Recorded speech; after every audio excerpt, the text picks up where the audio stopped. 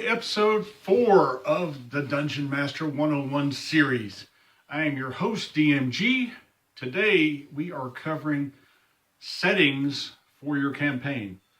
There are essentially 4 different settings, and we'll focus on each of them individually, but you have the book settings, the module settings, the homebrew settings, and a combination of any of those 3, or all those 3. And we'll look at each of those 6 individually. So, let's look at the books first. The books are fairly straightforward. Each season for Adventures League has its own book. And the great thing about the books are that they are self-contained. They're a whole story arc by themselves, but they're also a world to themselves. One of the things I love about it is it has so many different aspects. And here's just a few. One of the things I like about the self-contained books are they have lots of things already in here. This is a complete world unto itself. A complete, adventure unto itself. It has its own maps. It has maps of the area of Farron that it takes place in. It has appendices that include spells and other faction information, things like that. These books are wonderful in that you can spend a few months doing adventures just from these books. The only negatives I find about this is that it will say, for example, that there might be some cult fanatics in this room. It doesn't give any stats about those fanatics. So you have to have those from the DM guide or for the monster manual or from these wonderful little things, the monster cards, which they have all the stats in there for you, but that's only one of the negatives. The other negative, which is a positive as well, you have to have read this whole book to DM well, because your characters, your players, can start way back here and then take a wrong turn and end up over here. So if you're not prepared, if you haven't read this, then it makes 0 sense to you. And it makes 0 sense to them. And then you come off as being unprepared. That's not a good thing. But if you want to take a character from level 1 to level, say, 15 or 20, some of these books are designed especially for that. The next setting are the modules. Adventures League, as well as Dungeon Masters Guild, puts out a whole series of not only Adventures League approved modules, but other ones that are creator content or convention content modules. You can use any of these. I have a link down here for Dungeon Master Guild. Their prices are great. You can download them as PDFs or JPEGs or other different formats. But these modules have a lot of advantages that the other ones don't have. And here's just a few. All right, modules. This is just an example of a module from Adventures League, Defiance and Plan. It's a bunch of mini adventures, which are great. One thing I really like about the mini adventures or the modules is they come with maps for different encounters. What I really like about them as well is they come in sections. So they'll have different parts about different pieces of the adventure.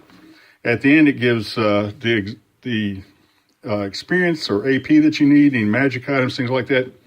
What I really like about it is, hey, it comes with NPC and monster stats. These are great because you don't have to look them up. They're all right there. So whenever there's an encounter, you just flip. I use these handy dandy little thumb dividers for my NPCs, so that all I have to do is flip over. There's my guys right there. Modules are fairly easy. You can prepare for them in, say, a day.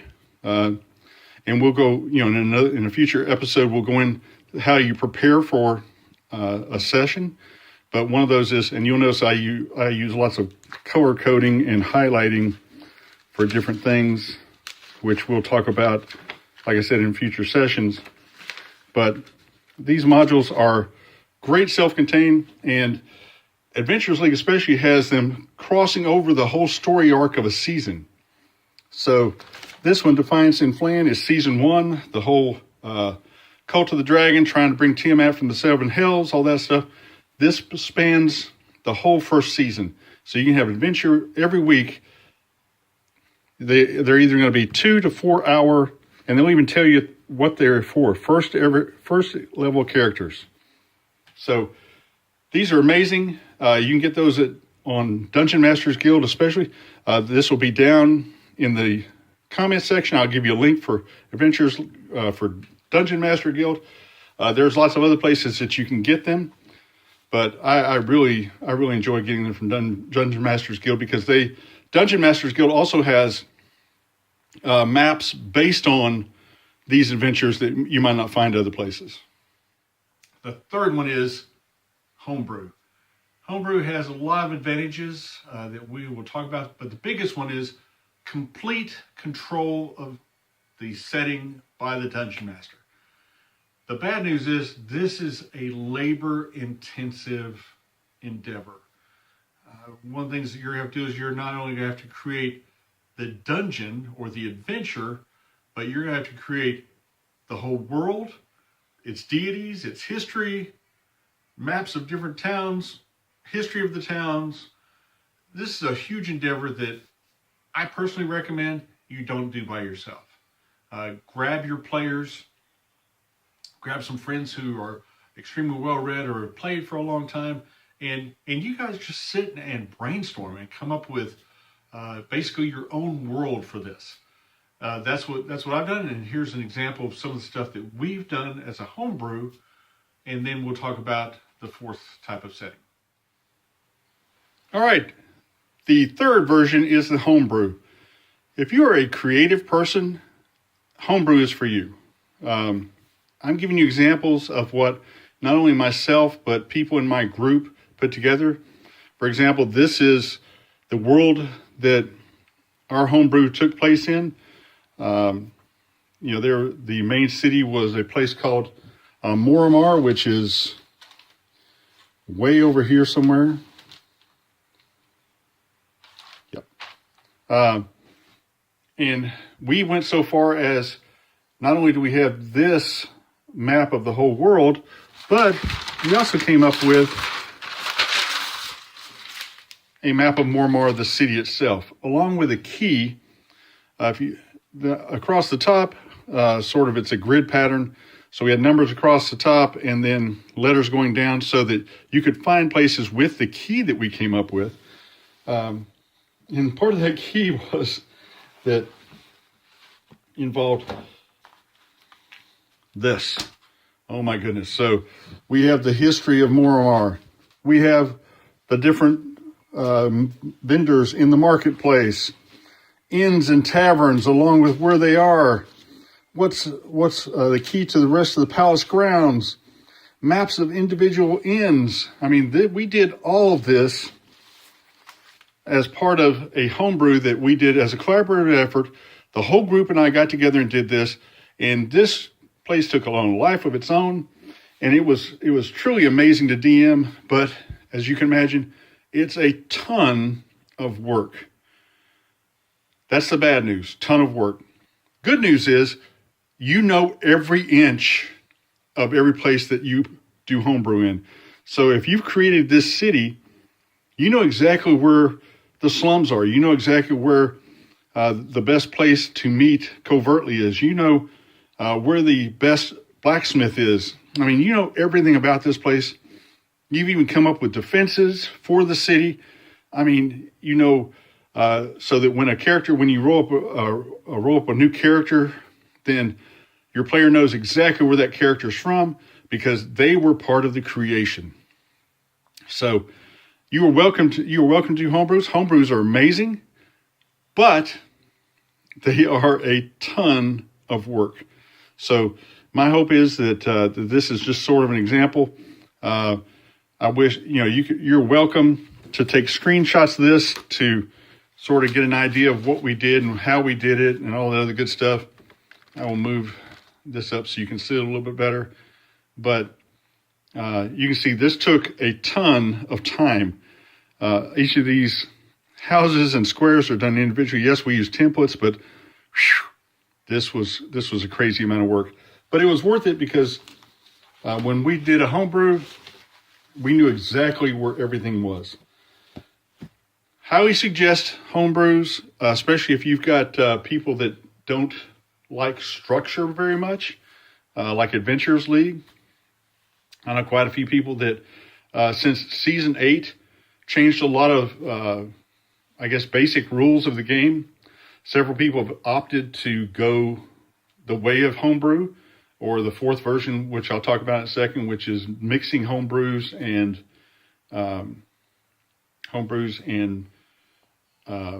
established adventures together. That's up to you, but I suggest if you decide to do a homebrew, that you give it lots of thought before you get started. You can't just start with a tavern and hope everything blends from there out, because someone will inevitably ask you, okay, what's happening here? What is this? And you have to have an answer. All right. So that's number 3. We'll go on to number 4. The 4th setting, a nice blend of any of them. For example, I have a homebrew that I just started based out of Parnast, which is a town in Adventurers League Dungeons & Dragons in 5th edition. It's in the land of Faerun, which is Waterdeep and Neverwinter and the Sword Coast, all this stuff that everyone knows about.